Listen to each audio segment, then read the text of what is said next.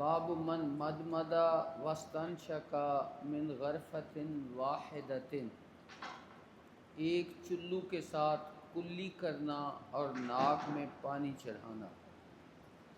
حدثنا مسدد قال حدثنا خالد بن عبد اللہ قال حدثنا عمرو بن یحییٰ عن ابیہ عن عبد اللہ بن زید انہ افرغ من الاناء علی یدیہ فغسلہما۔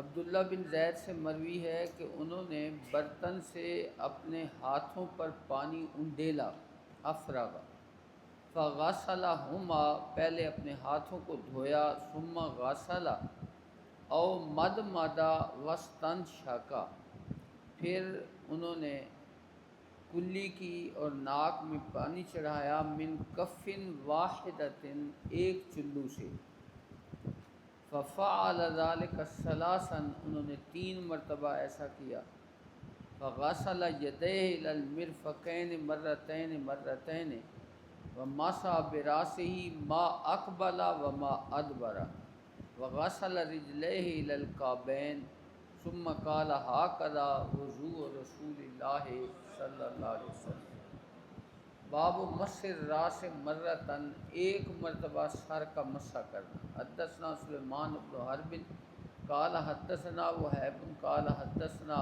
عمرو بن یحییٰ عن ابیہ قال شہدت عمرو بن ابی حسن سأل عبداللہ بن زید عن وضوء النبی صلی اللہ علیہ وسلم فدعا بطور من ماء، انہوں نے ایک پتھر کا برتن منگوایا جس میں پانی تھا، فتوضأ لہم، وضو کیا لوگوں کے سامنے، فکافا علی یدیہ فغسلہما ثلاثا، اپنے ہاتھ پہ پانی انڈیلا اور دونوں ہاتھوں کو دھویا، ثم ادخل یدہ فی الاناء فمدمد واستنشق واستنثر ثلاثا بثلاث غرفات من ماء، ثم ادخل یدہ فی الاناء فغسل وجهه ثلاثا، ثم ادخل یدہ فی الاناء فغسل یدیہ الی المرفقین مرتین مرتین، ثم ادخل یدہ فی الاناء فمسح براسہ فاقبل بیدیہ وادبر بہما، ثم ادخل یدہ فی الاناء فغسل رجلیہ۔ حدثنا موسیٰ قال حدثنا وہیب قال مسح راسہ مرتن، ایک مرتبہ مسح کیا۔ باب وضوء الرجل مع امرأتہ و فضل وضوء المرأة، میاں بیوی کا ایک برتن سے اکٹھا وضو کرنا، مثلا ٹپ نما برتن ہو، ایک طرف سے مرد وضو کر رہا ہے دوسرا عورت کر رہی ہے، کوئی حرج نہیں ہے، وضو ہو جائے گا۔ اسی طرح عورت نے پہلے وضو کر لیا، مرد بعد میں وضو کرتا ہے، تب بھی اس کے بچے ہوئے پانی سے جو پاک ہے صاف ہے تو اس سے وضو ہو سکتا ہے۔ توضأ عمر بالحمیم، حضرت عمر نے گرم پانی سے وضو کیا، سردیوں میں ہم گرم پانی سے وضو کرتے ہیں۔ من بیت نصرانیت، نصرانی عورت کے گھر سے، نصرانی عورت کے گھر سے، تو اس کا مطلب ہے ان کا جو پانی ہے اگر اس کے اندر کوئی ایسی چیز نہیں ہے جس سے پانی ناپاک ہوتا ہے تو ان کے گھر سے بھی وضو کیا جا سکتا ہے۔ حدثنا عبداللہ بن یوسف قال اخبرنا مالک عن نافع عن عبداللہ بن عمر انہ قال کان الرجال والنساء یتوضؤون فی زمان رسول اللہ صلی اللہ علیہ وسلم جمیعا، لوگ اکٹھے وضو کرتے تھے، مرد اور عورتیں، جس طرح تالاب ہوتا ہے نا تو اس سے مرد عورتیں اکٹھے وضو کرتے تھے۔ باب سب النبی صلی اللہ علیہ وسلم وضوءہ علی المغمى علیہ، جس آدمی پر غشی طاری ہو اس پر وضو والا پانی چھڑکا جائے تو اللہ اس کو صحت دے دے۔ نبی کریم صلی اللہ علیہ وسلم کا اپنے وضو والا پانی چھڑکنا علی المغمى علیہ، اس شخص پر جس پر غشی طاری۔ حدثنا ابو الولید قال حدثنا شعبہ عن محمد بن المنکدر قال سمعت جابرا یقول جاء رسول اللہ صلی اللہ علیہ وسلم یعودنی، حضور میری بیمار کرسی کے لیے تشریف لے آئے، وانا مریض لا عاقل، میں ہوش میں نہیں تھا، فتوضأ، تو حضور نے وضو فرمایا، وصب علی من وضوئہ، اپنا جو وضو والا پانی تھا وہ میرے اوپر چھڑکا، فعقلت تو مجھے ہوش آ گئی۔ فقلت یا رسول اللہ لمن المیراث، میں اگر فوت ہو جاؤں گا تو میراث کس کس کو ملے گی؟ انما یارثنی کلالہ، میرا وارث تو کلالہ ہے۔ فنزلت آیت الفرائض، تو اللہ تعالیٰ نے جن لوگوں کے حصے میراث میں مقرر ہیں ان کا ذکر فرما دیا۔ فرائض ان حصص کو کہتے ہیں جو متعین ہے، مثلا بیوی کے لیے 8واں حصہ ہوتا ہے اگر اس کی خاوند کی اولاد ہو، اور اگر اولاد نہ ہو تو بیوی کے لیے چوتھا حصہ ہوتا ہے۔ اسی طرح خاوند کے لیے بھی چوتھا حصہ ہے یا نصف حصہ ہے، بیٹی کے لیے نصف حصہ مقرر ہے، ماں کے لیے نصف حصہ مقرر ہے۔ تو یہ سارے جو حصہ قرآن نے مقرر کیے ہیں ان کو فرائض کہتے ہیں، ان کو کیا کہتے ہیں؟ اور کلالہ اس شخص کو کہتے ہیں کہ جس کا باپ کی طرف سے بھی کوئی وارث نہ ہو اور بیٹے کی طرف سے بھی کوئی وارث، یعنی اس کی اولاد بھی نہ ہو اور باپ کی طرف سے بھی اس کا کوئی وارث نہ ہو، تو اس کو کیا کہتے ہیں؟ کلالہ کو۔ باب الغسل والوضوء فی المخدب والقدح والخشب والحجارہ، کوئی بھی برتن ہو، مخدب ٹب کو کہتے ہیں، قدح پیالے کو کہتے ہیں، خشب لکڑی کا پیالہ ہو یا پتھر کا پیالہ ہو، سب سے وضو کرنا جائز ہے۔ حدثنا عبداللہ ابن منیر سامع عبداللہ ابن بکر قال حدثنا حمید عن انس قال حضرت الصلاۃ، نماز کا وقت ہو گیا، فقام من کان قریب الدار الی اہلہ، جن لوگوں کے گھر قریب تھے وہ تو گھروں میں چلے گئے وضو کرنے کے لیے، وبقی قوم، کچھ لوگ باقی رہ گئے جن کے گھر دور تھے تو وہ گھر نہیں جا سکتے تھے۔ فأتی رسول اللہ صلی اللہ علیہ وسلم بمخدم من حجارت فی ماء، ایک پتھر کا ٹب لایا گیا حضور کے پاس جس کے میں پانی تھا، فصاغر المخدب، لیکن وہ ٹب جو تھا چھوٹا تھا، ان یبسط فیہ کفہ، اتنا چھوٹا تھا کہ حضور ہاتھ پورا پھیلا نہیں سکتے تھے، یعنی کو پیالہ قسم کا تھا، یہاں مخدب سے مراد پیالہ ہی۔ فتوضأ القوم کلہم، اللہ کے نبی کے ہاتھ رکھنے سے پانی کے چشمے جاری ہوئے تھے، سارے لوگوں نے وضو کر لیا۔ قلنا کم کن، تم کتنے لوگ تھے جنہوں نے حضور کے انگلیوں سے نکلنے والے پانی سے وضو کیا تھا؟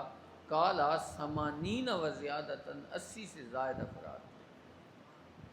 حدثنا محمد بن علاء قال حدثنا ابو اسامہ عن یزید عن ابی بردہ عن ابی موسیٰ ان النبی صلی اللہ علیہ وسلم دعا بقدح فیہ ماء، ایک پیالہ منگوایا جس میں پانی تھا، فغسل یدیہ ووجہ فیہ ومج فیہ، کل بھی حدیث آئی تھی، اللہ کے نبی نے اس میں کلی کی، چہرہ بھی دھویا اور ہاتھ بھی دھوئے، اور پھر ابو موسیٰ حضرت بلال کو فرمایا اس میں اپنے سینوں اور چہروں پہ بھی چھڑک دو اور پی بھی لو۔ حدثنا احمد بن یونس قال حدثنا عبد العزیز بن ابی سلمہ قال حدثنا عمرو بن یحییٰ عن ابی عن عبداللہ ابن زید قال اتا رسول اللہ صلی اللہ علیہ وسلم، حضور تشریف لائے، فاخرجنا له ماء فی طور فی صفر، تانبے کا برتن تھا وہ حضور کے پاس ہم نے پیش کیا، فتوضأ، حضور نے اس سے وضو فرمایا، فغسل وجهه ثلاثا ویدیہ مرتین ومسح براسہ فاقبل بہ وادبر وغسل رجلہ۔ حدثنا ابو الیمان قال اخبرنا شعیب عن الزہری قال اخبرنی عبید اللہ ابن عبداللہ ابن عتبہ ان عائشہ قالت لما ثقل النبی صلی اللہ علیہ وسلم واشتد بہ وجہہ، جب حضور کی طبیعت زیادہ ناساز ہو گئی، استاذن ازواجہ فی ان یمرد فی بیتی، یمرد فی بیتی، اللہ کے نبی نے اجازت طلب کی ازواج مطہرات سے کہ میں بیماری کے ایام حضرت عائشہ کے گھر گزاروں۔ حضور نے اجازت طلب کی، ویسے تو حضور نے باریاں مقرر کر رکھی تھی نا، ہر ایک کے حجرے میں حضور ایک رات رہتے تھے، تو بیماری کے ایام میں حضور نے اجازت طلب، تو یہ حضور کا حسن اخلاق ہے، ورنہ قرآن نے اجازت دی ہے کہ آپ جس بیوی کے پاس رہیں، جس کو چھوڑ دیں، آپ کے لیے اجازت ہے، لیکن حضور نے حسن اخلاق کا مظاہرہ کرتے ہوئے ازواج مطہرات سے اجازت طلب کی، انہوں نے اجازت دے دی، تو آپ نے وہ ایام حضرت عائشہ کے گھر میں گزارے۔ فَأَذِنَ لَهُ فَخَرَجَ النَّبِيُّ صلی اللہ علیہ وسلم بین رجلین، حضور نکلے دو آدمیوں کا سہارا لے کر، تخط رجلاه فی الارض، آپ کے قدم مبارک سے زمین پر لکیریں کھنچ رہی تھی، بین عباس و رجل آخر، ایک کندھے کے نیچے حضرت عباس تھے اور دوسرے کے نیچے دوسرا آدمی تھا۔ قال عبید اللہ فاخبرت عبداللہ ابن عباس، میں نے عبداللہ بن عباس کو یہ حدیث سنائی کہ حضرت عائشہ اس طرح بیان کرتی ہیں۔ فقال اتدری من الرجل الاخر، تمہیں پتہ ہے یہ دوسرا آدمی کون تھا جو حضور کو سہارا دیے ہوئے تھا؟ قلت لا، قال هو علی رضی اللہ تعالیٰ عنہ، وہ کیا تھے؟ حضرت علی۔ علامہ عینی نے لکھا ہے کہ اصل میں تین آدمی تھے جو باری باری تبدیل ہو رہے تھے، ایک طرف حضرت عباس تھے اور دوسری طرف حضرت علی بھی تھے، حضرت فضل بن عباس بھی تھے اور حضرت اسامہ بھی تھے، وہ بار بار تبدیل ہو رہے تھے، اس وجہ سے انہوں نے ایک کا ذکر کر دیا۔ حضرت عائشہ نے مطلقاً کہہ دیا کہ کوئی دوسرا آدمی تھا، انہوں نے ایک حضرت علی کا بھی ذکر کر دیا۔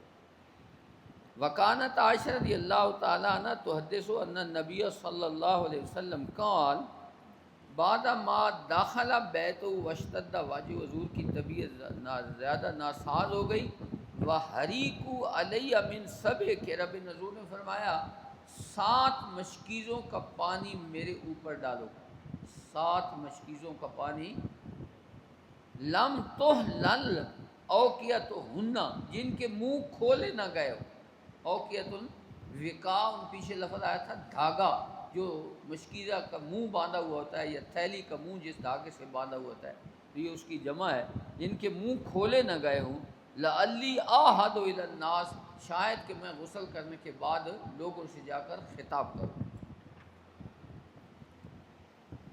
وَأُجْلِسَ فِي مِخْدَبٍ لِحَفْصَةَ، تو حضرت حفصہ کا ایک ٹب تھا پانی والا، اس میں حضور کو بٹھایا گیا، زوج النبی صلی اللہ علیہ وسلم، ثم تفقنا نصب علیہ تلکا، یعنی تلک الکرب، وہ جو مشکیزیں بھر کر لے آئے تھے نا لوگ، 7 مشکیزیں، وہ حضور کے اوپر ہم نے ڈالنے شروع کر دیے، حتیٰ طافقا یشیر الینا، حضور نے ہماری طرف اشارہ فرمایا، ان قد فلتنا، کہ بس کرو، ہو گیا پانی۔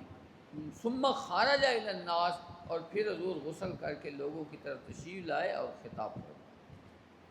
باب الوضوء فی الطور، پتھر کا برتن۔ حدثنا خالد بن مخلد قال حدثنا سلیمان قال حدثنی عمرو بن یحییٰ عن ابی قال کان امی یکثر من الوضوء، وہ کثرت سے وضو کرتے تھے، یکثر کثرت سے وضو کرتے تھے۔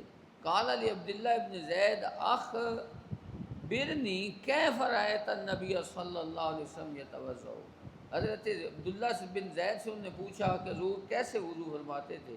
فدعا بطور من ماء، تو عبداللہ بن زید نے پانی کا برتن منگوایا، فکاف علی یدیہ فغسلہما 3 مرار، ثم ادخل یدہ فی الطور فمضمض واستنثر 3 مرات من غرفۃ واحدۃ، ثم ادخل یدہ فاغترف بها، پانی کا چلو بھرا، فاغترف بها فغسل وجهه 3 مرات، ثم غسل يديه الى المرفقين مرتين ثم اخذ بيده ماء فمسح راسه فادبر به فاقبل، ثم غسل رجليه فقال هكذا رأيت النبي صلى الله عليه وسلم يتوضأ۔ حدثنا مسدد قال حدثنا حماد عن ثابت عن انس ان النبي صلی اللہ علیہ وسلم دعا بإناء من ماء فأوتي بقدح رحراہ، کھلا برتن، رحراہ، فیہ شیء من ماء، اس میں تھوڑا سا پانی تھا، فوضع اصحابہ فیہ، حضور نے انگلیاں اس کے اندر رکھی، قال انس فجعلت انظر الى الماء ينبع من بین اصحابی، میں نے دیکھا حضور کی انگلیوں کے درمیان سے پانی کے چشمے نکل رہے ہیں۔ قال انس فحضرت من توضا، میں نے شمار کیا کہ کتنے لوگوں نے وضو کیا ہے، تو وہ ما بین 70 الی 80، 70 سے 80 آدمیوں نے اس پانی سے وضو کیا۔ پانی میں سے سب سے افضل پانی یہی ہے جو حضور کی انگلیوں سے نکلا ہے، یہ آب زمزم سے بھی افضل۔ علماء نے لکھا ہے کہ آب زمزم سے بھی وہ پانی افضل ہے جو حضور کی انگلیوں سے نکلا تھا۔ باب الوضوء بالمد، ایک مد پانی کے ساتھ، یہ 3 پاؤ 2 چھٹانک 2 تولے ہوتا ہے۔ مد 3 پاؤ 2 چھٹانک 2 تولے،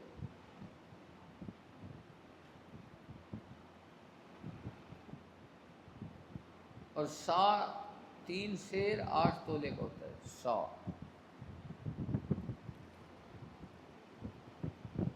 حدثنا ابو نعیم قال حدثنا مصر قال حدثني ابن جبر قال سمعت انسا يقول كان النبي صلی اللہ علیہ وسلم یغسل او کان یغتسل بالصاع الی 5 امداد، 1 سا پانی سے لے کر 5 مد تک حضور پانی استعمال کرتے اور غسل کرتے، ویتوضأ بالمد، اور 3 پاؤ پانی سے حضور وضو فرما لیتے۔ باب المسح علی الخفین، خفین پر مسح کرنا۔ حدثنا اسبغ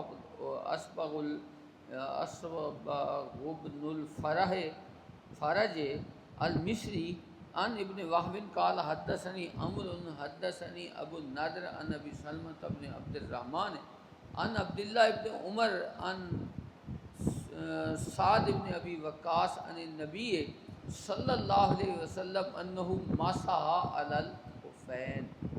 یہ تقریباً 80 صحابہ سے حدیث مرفی ہے خفین پر مسح کرنے والی، اس لیے کہتے ہیں یہ متواتر ہے۔ وَأَنَّ عبد اللہ ابن عمر سأل عمر عن ذالک، حضرت عبداللہ بن عمر نے اپنے باپ سے یہ مسئلہ پوچھا مسح علی الخفین والا، فقال نام، تو نے فرمایا ہاں، اذا حدثک شیئا سعد، جب تمہیں سعد کوئی بات بتائے نا، ان النبی صلی اللہ علیہ وسلم، حضور کی طرف سے روایت کر کے، فلا تسأل عنہ غیرہ، پھر کسی دوسرے سے پوچھنے کی گنجائش نہیں۔ وقال موسى بن عقبہ اخبرنی ابو النضر ان ابا سلمہ اخبرہ ان سعد، وقال عمر لعبد اللہ نحوہ۔ حدثنا عمرو بن خالد الحرانی قال حدثنا اللیث عن یحیی بن سعید عن سعد بن ابراہیم عن نافع بن جبیر عن عروہ بن المغیرہ عن ابی المغیرہ بن شعبہ عن رسول اللہ صلی اللہ علیہ وسلم انہ خرج لحاجتہ، حضور قضاء حاجت کے لیے تشریف لے گئے، فاتبہ المغیرہ بإداوۃ فی ماء، مغیرہ حضور کے پیچھے لوٹا لے گئے جس میں پانی تھا، فصب علیہ حتی فرغ من حاجتہ فتوضأ ومسح علی الخفین، حضور نے خفین پر کیا کیا؟ مسح۔ حدثنا ابو نعیم قال حدثنا شیبان عن یحییٰ عن ابی سلمہ عن جعفر بن عمرو بن امیہ الدمری ان اباہ اخبرہ انہ رأى النبی صلی اللہ علیہ وسلم یمسح علی الخفین، تابعہ حرب بن شداد و ابان عن یحییٰ۔ حدثنا عبدان قال اخبرنا عبداللہ قال اخبرنا الاوزاعی عن یحییٰ عن ابی سلمہ عن جعفر بن عمرو عن ابیہ قال رأیت النبی صلی اللہ علیہ وسلم یمسح علی امامتہ، حضور صلی اللہ علیہ وسلم اپنے امامہ پر مسح کرتے تھے۔ تو امامہ پر مسح نہیں کرتے تھے، امامے کو اوپر کر کے سر پہ مسح کرتے تھے۔ راوی نے سمجھا کہ امامے پہ مسح کیا ہے، حالانکہ مسح سر کا ہے، امامے کا نہیں۔ وتابع معمر عن یحییٰ عن ابی سلمہ عن عمرو قال رأیت النبی صلی اللہ علیہ وسلم۔ باب اذا ادخل رجلیہ وہما طاہرتان، جب آدمی پاؤں دھو کر خفین کے اندر داخل کرے، پاؤں دھو کر پاک کر کے اندر داخل کرے، بعد میں اس کا وضو ٹوٹے گا تو اوپر والا وضو کرے گا اور خفین پر مسح کر دے۔ حدثنا ابو نعیم قال حدثنا زکریا عن عامر عن عروہ بن المغیرہ عن ابی قال كنت مع النبی صلی اللہ علیہ وسلم فی سفر فآویت لانزع خفین، فرمایا مغیرہ فرماتے ہیں میں حضور نبی کریم صلی اللہ علیہ وسلم کے ساتھ تھا ایک سفر میں جھکا، فآویت، میں جھکا لانزع خفین، تاکہ حضور کے جوڑے خفین کو اتاروں۔ تو صحابہ یہ خدمت بجا لاتے تھے، اللہ کے نبی کے جوڑے اتارتے بھی تھے، پہناتے بھی تھے اور وضو بھی کراتے تھے۔ فقال، تو حضور نے فرمایا دعہما، ان کو رہنے دو۔ یہ نہیں فرمایا کہ تم جھک گئے ہو تو شرک لازم آ گیا، گناہ لازم آ گیا، جس طرح یہ وہابی کہتے کہ اتنے تم جھک جاتے ہو، شرک لازم آ جاتا ہے، رکوع کی مقدار جھکنے سے شرک لازم آ جاتا ہے۔ فَإِنِّي أَدْخَلْتُهُمَا تعالیٰ طاہرتین، حضور نے فرمایا میں نے ان دونوں کو پاک کر کے پہنا تھا، فَمَا عَلَيْهِمَا، تو حضور نے ان پر کیا کیا؟ مسح کیا۔ باب من لم يتوضأ من لحم الشاة والسویق، یہ مختلف ہی مسئلہ ہے کہ اگر گوشت کھایا جائے تو کیا اس کے بعد وضو کرنا لازم ہے یا نہیں؟ تو وضو کرنا لازم نہیں ہے، وضو کرنا لازم مستحب ہے، اگر آپ کرتے ہیں تو کر لیں۔ وَأَكَلَ ابو بکر و عمر و عثمان رضی اللہ تعالی عنہم ولم يتوضؤ، انہوں نے بعد میں وضو نہیں کیا، اس کا مطلب ہے وضو کھانے سے، گوشت کھانے سے ٹوٹتا نہیں ہے۔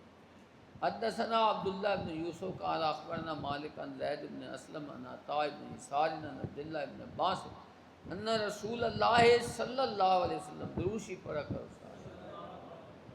اکلا کاتف شاتن، اللہ کے رسول نے بکری کے کندھے کا گوشت کھایا۔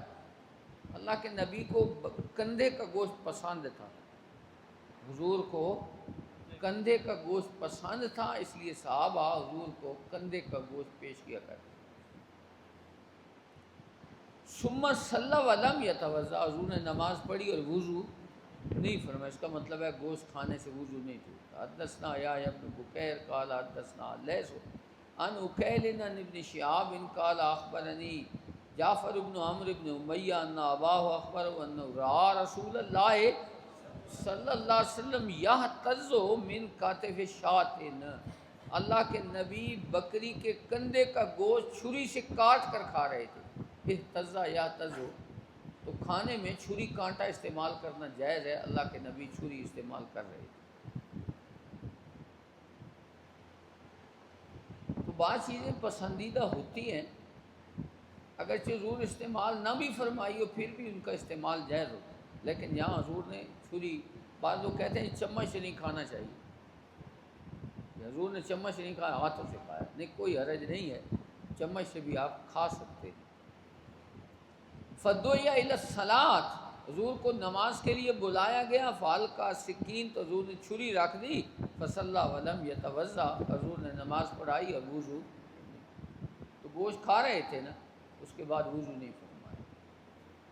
باب من مدمد من السویق، تو ایک کراچی کے عالم سے کسی نے سوال کیا تھا کہ یہ حضرت یہ جو آپ پان کھاتے ہیں، پان کیا یہ کھانا جائز ہے؟ انہوں نے کہا کہ حضور نے کھایا نہیں ہے اور منع بھی نہیں فرمایا، اس لیے جائز تو ہے، لیکن اگر یہ حضور کے زمانے میں ہوتا تو حضور پسند نہ فرماتے۔ باب من مدمد من السویق ولم یتوضا، ستو ہوتا ہے نا، ستو، یہ گندم یا جو کے دانوں کو پہلے گرم کیا نام ہے بھونا جاتا ہے، بھوننے کے بعد اس کا ستو بنایا جاتا ہے، تو اس کا مطلب ہے آگ پر پکی ہوئی چیز کھانے سے وضو نہیں ٹوٹتا، یہ امام بخاری سے ثابت ہے۔ حدثنا عبداللہ ابن یوسف قال اخبرنا مالک عن یحییٰ ابن سعید عن بشیر ابن یسار مولا بنی حارثہ ان سوید ابن نعمان اخبرہ انہ خرج مع رسول اللہ صلی اللہ علیہ وسلم عام خیبر حتی اذا کانوا بالصحباء، یہ جگہ کا نام ہے، وہی ادنا خیبر، یہ خیبر کے قریب جگہ ہے، صحبا خیبر کے قریب جگہ ہے۔ فصلی علی العصر، اللہ کے نبی نے عصر کی نماز پڑھی، ثم دعا بالازواد، حضور نے فرمایا کوئی کھانے پینے والی چیزیں لے آؤ، تو زاد راہ ہوتا ہے نا ہم بولتے ہیں، اسی سے یہ ازواد۔ ولم یؤتا الا بالسویق، مگر کیا لایا گیا؟ صرف ستو لایا گیا۔ فامر ابھی فسریا، اس کو پانی میں بھگویا گیا، سریا۔ فاکل رسول اللہ صلی اللہ علیہ وسلم واکلنا، حضور نے بھی کھایا ہم نے بھی کھایا۔ ثم قام الی المغرب، پھر حضور مغرب کی نماز کے لیے تشریف لے گئے، فمدمد ومدمدنا، حضور نے بھی کلی کی صرف اور ہم نے بھی صرف کلی کی۔ ثم صلی ولم یتوضا، حضور نے نماز پڑھی اور وضو، اس کا مطلب ہے آگ پر پکی ہوئی چیز کھانے سے وضو نہیں۔ حدثنا اسبق قال اخبرنا ابن وهب قال اخبرنی عمرو عن بکیر عن قریب عن میمونۃ ان النبی صلی اللہ علیہ وسلم اکل عندها کاتفان، حضور نے کندھے کا گوشت کھایا، ثم صلی ولم یتوضا۔ باب هل یمدمد من اللبن، دودھ پیے نا، دودھ پینے کے بعد کلی کرنی چاہیے، کیونکہ اس کے اندر چکناہٹ ہوتی ہے، منہ میں لگ جاتی ہے تو وہ اچھا نہیں ہوتا، بو پیدا ہو جاتی ہے۔ اس وجہ سے حضور نے کلی کی اور کلی کے بعد انگلی ڈال کر صفائی بھی کی۔ حدثنا یحیی بن بکیر و قتیبہ قال لا حدثنا لیث عن عکیر عن ابن شہاب عن عبید اللہ بن عبد اللہ بن عتبہ عن ابن عباس ان رسول اللہ صلی اللہ علیہ وسلم شارب لبنا، اللہ کے نبی نے دودھ نوش فرمایا، فمدمدا کلی کی، وقالا اور حکمت بیان فرمائی، ان لہو دسمن، اس کے اندر چکناہٹ ہوتی ہے، دسمن چکناہٹ ہوتی ہے۔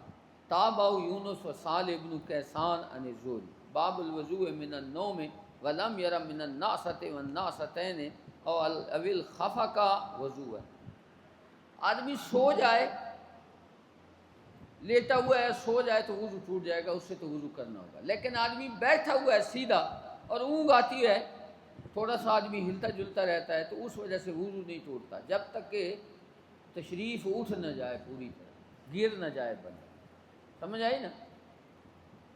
فرمایا ناستن میں نا اونگنا، خافہ کا معنی بھی ہوتا ہے ہلنا، حرکت کرنا نیند کی وجہ سے۔ حدثنا عبداللہ بن یوسف قال اخبرنا مالک عن هشام عن نبی عن عائشہ ان رسول اللہ صلی اللہ علیہ وسلم قال اذا نعس احدکم، جب نماز پڑھتے اونگ آنے لگے نا، وہو یصلی، جبکہ بندہ کیا کر رہا ہو، نماز پڑھ رہا ہو اور اونگ آنے لگے، فلیرقد، اسے چاہیے پہلے آرام کر لے، پہلے کیا کرے، تھوڑا آرام کر لے، جب نیند کا غلبہ ختم ہو جائے تو پھر نماز شروع کر دے۔ کیوں؟ حتی یذهب عنہ النوم، تاکہ اس پر نیند کا غلبہ ختم ہو جائے۔ فإن أحدكم إذا صلى وهو ناعس، اگر آدمی نیند کی غنود کی طاری ہے اور بندہ نماز پڑھ رہا ہے، لا يدري لعله يستغفر فيسب نفسه، ہو سکتا ہے وہ اپنے طور پر استغفار کر رہا ہو اور اپنے آپ کو گالی دے رہا ہو، پتہ ہی نہیں ہوتا نا، زبان سے کچھ اور نکل رہا ہوتا ہے آدمی جب سویا ہوا ہوتا ہے، تو اس وجہ سے پہلے آرام کر لینا چاہیے، تھوڑی نیند جب مغلوب ہو جائے تو پھر کھڑے ہو کر نماز پڑھیں۔ حدثنا ابو معمر قال حدثنا عبد الوارث حدثنا ایوب عن ابی قلابہ عن انس عن النبی صلی اللہ علیہ وسلم قال اذا نعس احدکم فی الصلاۃ فلینم، جب نیند آنے لگے تو سو جاؤ، آرام کر لو، حتی یعلم ما یکرہ، یہاں تک کہ اتنا ہوش تو ہو کہ جو پڑھ رہا ہے اس کا پتہ ہو۔ باب الوضوء من غیر حدث،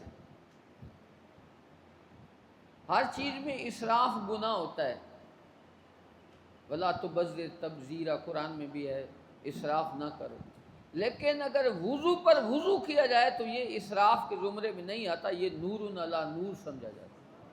پہلے آپ کو وضو ہو، پھر آپ دوسری نماز کا وقت آیا، آپ کو پتہ ہے میرا وضو ہے، دوبارہ نیا وضو کرتے ہیں تو یہ نور علی، جتنی مرتبہ وضو کریں گے فائدہ یہ ہوگا۔ حدثنا محمد بن یوسف قال حدثنا سفیان عن عمرو بن عامر قال سمعت انس التحویل قال حدثنا مسدد قال حدثنا یحیی عن سفیان قال حدثني عمرو بن عامر عن انس قال كان النبي صلی اللہ علیہ وآلہ وسلم کان یتوضأ عند کل صلاۃ، اللہ کے نبی ہر نماز کے لیے وضو فرماتے۔ قلتم کیف کنتم، تم کیا کرتے تھے؟ قالات، انہوں نے فرمایا یجزئ احدنا الوضوء ما لم یحدث، ہم تو جب تک وضو ٹوٹتا نہیں تھا نمازیں پڑھتے رہتے، لیکن اللہ کے نبی ہر نماز کے لیے علیحدہ وضو فرماتے۔ جائز ہے اس طرح، جس طرح صحابہ کرتے تھے یہ بھی ٹھیک ہے، وضو ہو دوبارہ وضو کی ضرورت نہیں ہے، لیکن کر لیا جائے وہ نور علی نور۔ حدثنا خالد بن مخلد قال حدثنا سلیمان قال حدثنی یحیی بن سعید قال اخبرنی بشیر بن یسار قال اخبرنی سوید بن نعمان قال خرجنا مع رسول اللہ صلی اللہ علیہ وسلم عام خیبر فتح والے سال، حتی اذا كنا بالصحباء صلی لنا رسول اللہ صلی اللہ علیہ وسلم العصر، حضور نے عصر کی نماز پڑھائی، ولما صلی دعا بلا، اس کا مطلب ہے عصر کے وقت بھی کھانا کھانا جائز ہے، مغرب کے بعد ضروری نہیں ہے، عصر کے بعد بھی کھانا کھانا جائز ہے، حضور نے منگوایا اور عصر کے بعد کھایا۔ لم یوتا الا بالسویق، کیا لایا گیا؟ ستو، فَأَكَلْنَا وَشَرِبْنَا ثُمَّ قَامَ النَّبِيُّ صلی اللہ علیہ وسلم إِلَى الْمَغْرِبِ فَمَضْمَضَ، حضور نے صرف کلی فرمائی، وضو نہیں فرمایا. ثُمَّ صَلَّى لَنَا الْمَغْرِبَ وَلَمْ يَتَوَضَّأْ. باب من الکبائر اللہ یستتر بالبول.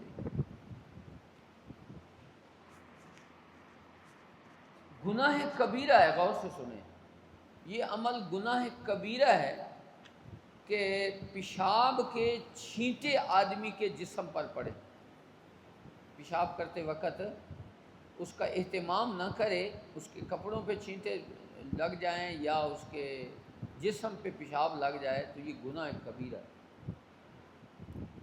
بعض لوگ پیشاب کرتے ہیں اور بس کھڑے ہو جاتے ہیں، دھوتے نہیں ہیں، ڈیلا استعمال نہیں کرتے، تو اس صورت میں پیشاب کے جو قطرے ہوتے ہیں بندے کے جسم پہ لگ جاتے ہیں، کپڑے بھی ناپاک ہو جاتے ہیں، جسم بھی ناپاک.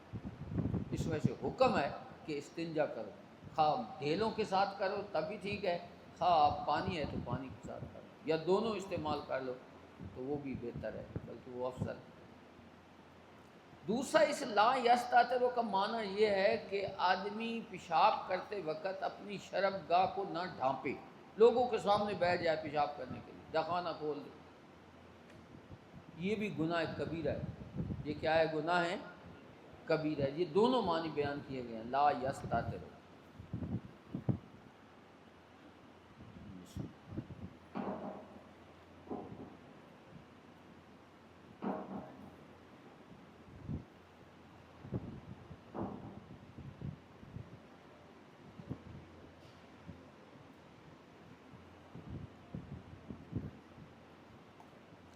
حدثنا عثمان قال حدثنا جریر منصور عن مجاہد عن ابن عباس قال مر النبی صلی اللہ علیہ وسلم بحائط من حیطان المدینہ.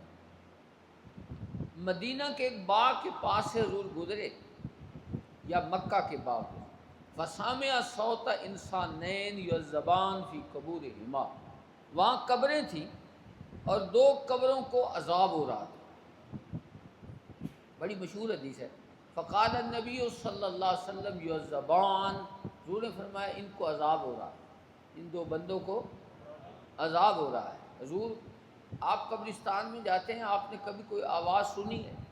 کبھی آپ نے دیکھا ہے کہ قبروں میں کیا ہو رہا ہے؟ یہ اللہ کے نبی کی نگاہ ہے. حضور کھڑے زمین کے اوپر ہے، جو کوئی زمین کے اندر ہو رہا ہے حضور اس کو بھی دیکھ رہے. فسامع صوت انسانین یعذبان فی قبورہما، حضور نے دو بندوں کی آواز سنی جن کو قبروں میں عذاب ہو رہا ہے. قال النبی صلی اللہ علیہ وسلم یعذبان، حضور نے فرمایا ان کو عذاب ہو رہا ہے. وما یعذبان فی کبیر، تمہارے نزدیک یہ کوئی بڑا گناہ نہیں ہے جس کی وجہ سے عذاب ہو رہا ہے، لیکن ہے حقیقت میں بڑا. وہ من الکبائر اوپر لکھا ہے امام بخاری. ثم قال بلا کان احدهما لا یستتر من بولہ، ایک ان میں سے پیشاب کے چھینٹوں سے اجتناب نہیں کرتا تھا یا اپنی شرمگاہ کو نہیں ڈھانپتا تھا. وکان الاخر یمشی بالنمیمہ، اور دوسرا چغل خوری کرتا تھا. تو جس وجہ سے عذاب ہو رہا تھا اللہ کے نبی نے وہ بھی بیان کیا. ثم دعا بجریدۃ، پھر حضور نے ایک چھڑی منگوائی. جریدہ کھجور کی ٹہنی کو کہتے ہیں.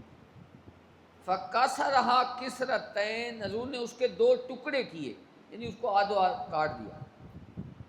فَوَضَعَ عَلَى كُلِّ قَبْرٍ مِّنْهُمَا كِسْرَةً، ایک ایک ٹکڑا اس کے اوپر رکھ دیا. فَقِيلَ لَهُ يَا رَسُولَ اللَّهِ لِمَ فَعَلْتَ هَذَا، پوچھا کہ حضور یہ عمل کیوں کیا ہے، اس کے اوپر کھجور کی ٹہنیاں کیوں رکھی ہیں؟ قَالَ لَعَلَّهُ أَن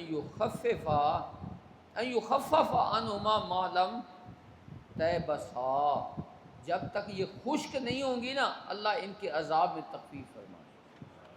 اللہ ان کے عذاب میں، اس میں یہ حکمت بھی ہو سکتی ہے کہ کھجور کے پتے دیر سے خشک ہوتے ہیں. کھجور کے پتے، باقی چیزیں جو ہوتی ہیں جلدی مرجھا جاتی ہیں، ختم ہو جاتی ہیں، لیکن یہ کھجور کے پتے کافی دیر تک رہتے ہیں. تو اس وجہ سے اس سے علماء نے استدلال کیا ہے کہ ہر تر چیز جو بھی قبر پہ رکھی جائے، چونکہ وہ ذکر کرتی ہے اللہ تعالیٰ کا، اس وجہ سے اس کے ذکر سے اللہ اس کے عذاب میں تخفیف فرماتا ہے. اس لیے شیخ محقق نے لکھا ہے کہ اگر ٹہنی کے ذکر سے عذاب میں تخفیف ہوتی ہے تو قرآن کریم قبر پر پڑھنے سے بھی بدرجہ اولا تخفیف ہے، کیونکہ اگر وہ ذکر کرتی ہے نا تو اس ذکر سے اگر فائدہ ہوتا ہے تو قرآن کریم پڑھنے سے بھی اس کا فائدہ ہوگا۔ تو اس لیے کوئی چیز بھی جو تر ہو، ابھی خشک نہ ہوئی ہو، ویسے خشک چیزیں بھی ذکر کرتی ہے، وَإِن مِّن شَيْءٍ إِلَّا يُسَبِّحُ بِحَمْدِهِ، ہر چیز خواہ وہ خشک ہو جو تر ہو اللہ کا ذکر کرتی ہے، لیکن عذاب کی تخفیف اس چیز سے ہوگی جو تر ہوگی اور اللہ کا ذکر کرے۔ خشک چیزیں بھی ذکر تو کرتی ہے نا، تو پھر یہاں تر چیز کا کیوں اس کا فرمایا گیا کہ وہ تر چیز کے ذکر سے عذاب میں تخفیف ہوگی۔ اچھا جی، باب ما جاء فی غسل البول، تو یہاں لا اللہ استعمال ہوا ہے، تو اللہ اور اس کے رسول کی طرف سے جب یہ استعمال ہوتا ہے تو یقین کے معنی میں ہوتا ہے۔ کس کے معنی میں ہوتا ہے؟ یہ ایسے نہیں ہے کہ شاید ان کے عذاب میں تخفیف ہو، یہ معنی نہیں کرتا، یقیناً اللہ تعالیٰ ان کے عذاب میں تخفیف فرما دے۔ مثلا عصا امید کے لیے استعمال ہوتا ہے، قرآن نے فرمایا عصا ان یبعثک ربک مقاما، تو وہاں یقین کے معنی میں استعمال ہوا۔ باب ما جاء فی غسل البول، پیشاب کا دھونا۔ وقال النبی صلی اللہ علیہ وسلم لصاحب القبر، قبر والے کے بارے میں حضور نے فرمایا وکان لا یستتر من بولہ، کہ وہ اپنے پیشاب کے چھینٹوں سے بچتا نہیں تھا۔ ولم یذکر سوا بول الناس، حضور نے لوگوں کے بول کے علاوہ کا ذکر نہیں کیا۔ تو امام بخاری استدلال کرنا چاہتے ہیں کہ جو معقول اللحم چیزیں ہوتی ہیں نا، جن کا گوشت کھایا جاتا ہے، ان کا پیشاب پاک ہے، ان کا پیشاب، کیونکہ یہاں صرف جس پیشاب کا ذکر کیا گیا وہ انسانوں کا پیشاب ہے، سمجھے نا۔ اچھا جی، حدثنا یعقوب بن ابراہیم قال حدثنا اسماعیل بن ابراہیم قال حدثنی روح بن القاسم قال حدثنی عطاء بن ابی میمونہ عن انس بن مالک قال کان النبی صلی اللہ علیہ وسلم اذا تبرر لحاجتہ، جب حضور قضائے حاجت کے لیے تشریف لے جاتے کھلی جگہ، اتیت بماء فیغسل بہ، تو میں پانی لے کر آتا تھا اور حضور اس سے استنجا اور فرماتے تھے اور وضو فرماتے تھے۔ حدثنا محمد بن مثنى قال حدثنا محمد بن حازم قال حدثنا الاعمش عن مجاہد عن طاووس عن ابن عباس قال مر النبی صلی اللہ علیہ وسلم بقبرین فقال انہما لیعذبان وما يعذبان فی کبیر اما احدهما فکان لا یستتر من البول واما الاخر فکان یمشی بالنمیمہ ثم اخذ جریدۃ رطبۃ، تارک کھجور کی ٹہنی رکھی، فشقھا نصفین، ان کو دو ٹکڑوں میں کیا، فغرز فی کل قبر واحدۃ، ہر ایک ٹکڑے کو قبر پہ گاڑ دیا۔ غرض کا معنی کیا ہے؟ گاڑنا۔ قالوا یا رسول اللہ لما فعلت هذا قال اللہ یخفف عنہما ما لم یبسا۔ قال ابن مثنى حدثنا وکیع قال حدثنا علامہ قال سمعت مجاہد مثلہ یستتر من بولہ۔